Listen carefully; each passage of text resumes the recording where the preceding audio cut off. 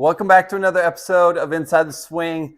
Today we're going to get into positions 4, 5, 6, 7 down through impact of the ball. So as you can remember last time, the last couple episodes, we talked about 1, 1.5, creating that shoulder separation. 2, 3, making your L, slightly coming into the shoulder line. As you can see here, right in the shoulder line, turn. Now, as we're coming down into 5, all we want to do is feel like our left knee is coming out. So what happens is it'll naturally pull your arms down. That's the move. So when you do that, that creates your weight shift. And so I've seen a lot of people out there really try to get on that left side. And I don't necessarily disagree with that, but what tends to happen is we start to slide. So as you can see from this angle, we start to slide, and that's what we don't want to do. Because as you're coming down from 4 into 5, you get a little bit of knee separation. And what happens is that's squaring you up to get into 6 and then ultimately 7 at impact. So what needs to happen here is we're getting into 4. We're in a really good position. Our legs straight, our butts against the wall. And as we come into 4, we drop down, open that, and that's all we're focusing on. We're focusing on your knees at this point. So I want you to focus on left knee down. So look what happens in my arms automatically. They're coming straight down, right back at the ball. The club continues to point at the ball, the butt of the club. And as we're turning, boom. Now we're going to start to extend that knee. That's going to drive us into position 6.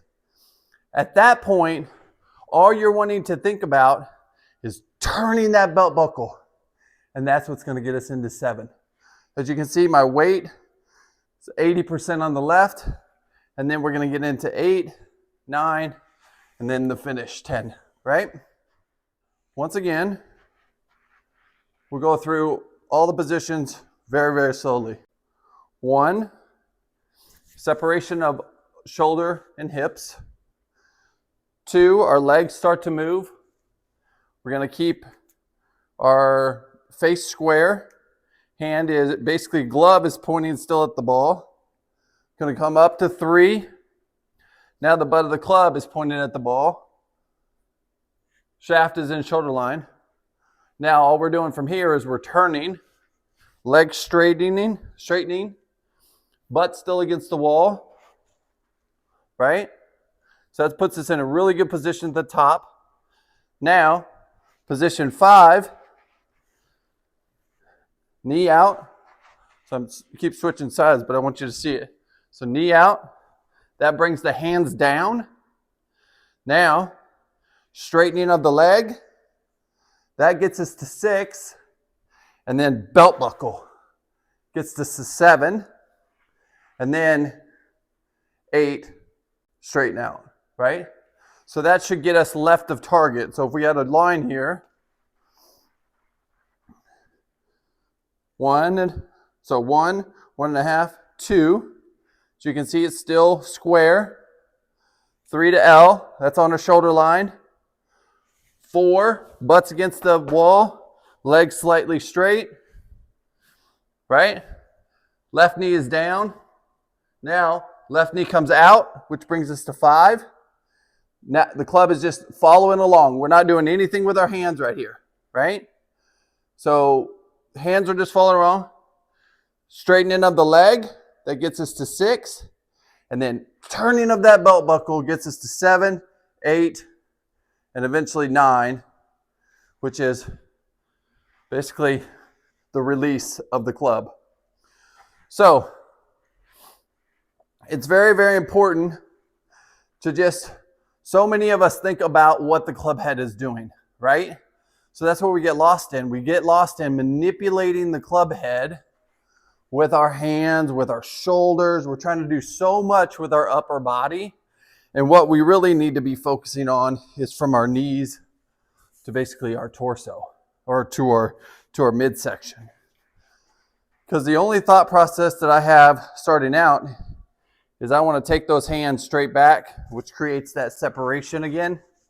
And that's where a lot of that power is going to come from. So many of us are turning hips and shoulders together. So we've created no separation, right? And that's what we need to get us fixed. That's what we need to fix to get us back online. Because all that does, gets us over the top, gets us way underneath, so we're sliding, and then we're trying to close the club. That's where those massive hooks come from. Or massive pushes when you don't flip that head. So you hit it dead straight right. Okay? So again, we don't even need to hit too many today because it's just really about club placement, right? And as you can continue to see, I still struggle with this motion right here. And I'm working on it on a daily basis, trying to get that club coming straight back, hands out, or the club head outside. Here. And what this is going to do, when you get into 5, most of us are going like this and shifting. We're way ahead of the ball. Our head at impact should be at the ball or slightly behind. So if I'm shifting really hard, look where my head is. Now my head is way in front of the ball.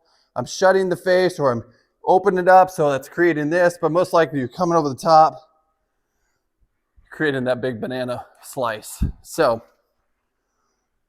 all we want to do, nice setup, weight just at the balls of the feet. I don't want them too much on the toes. I want them just at the balls of the feet where I can just barely feel pressure. Do your starts, 1, 2. Our legs are staying still. Fill your positions all the way through the swing. 4, 5, 6, 7, 8, 9, and then finish from there. So, should try to get us in a good position. Okay, so again, I do that a lot, just being stiff. So my club path was 1.4, but my face was 3.5, what created that. So again, as you're thinking about turning that belt buckle, so that's really happening, in my opinion. If everything looks good to here, you're just not turning that belt buckle enough. So 6 draws it in, flip that belt buckle, which gets that club moving left of target line, right? Let's see if we can straighten it out.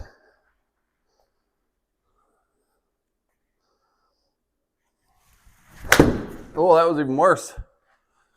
So again, path is decent, but it's face. So you got to turn that belt buckle. You got to stay. You can't slide through it. The taller you get, so I'm tall, I'm 6'4", it is very easy for me to move my entire center body way too far forward, which takes everything forward. So I need to feel like I'm just basically holding back on my right side. And then hopefully we can get that a little bit better. That was better. And that's the ultimate goal, is we want to start it online, just a small movement, and take away the big misses. So that's everything that I teach, is I want to make sure that it's okay to have bad shots. We just don't want them to be awful shots, right? So our goal is to control the misses, play better golf, and create a swing that you guys can repeat every single time. But more importantly, when you do hit a shot that's bad, you know exactly what you did, and you can fix it without going kind of mentally crazy on the golf course, and then it turns out to be an awful round. So we want to make you better. We want to give you an opportunity to practice with a purpose. Actually see the results of every single swing so you can begin to feel the difference. If you're just out on a range, you're just endlessly hitting balls, you're not practicing with a purpose. Getting on technology, using technology to your advantage, the more you do it, the more it's going to feel natural. And then you can start going out to the golf course and having great rounds. So hope you enjoyed the episode. If you have any questions, comments, I would love to hear it. We are so close on getting our studio finished. I'm so excited to actually begin hosting guests instead of just me up here all the time. So hopefully that's coming soon. So as always, thank you so much for watching. Appreciate all the support. We're growing in our YouTube channel. Make sure you subscribe, like the video, and hopefully you're going to see more, and you can come and see me when you're in the Pinehurst area playing some great golf. So again, another episode of Inside the Swing. Make sure you practice with a purpose. I'm Jeremy Lee. We'll see you on the tee.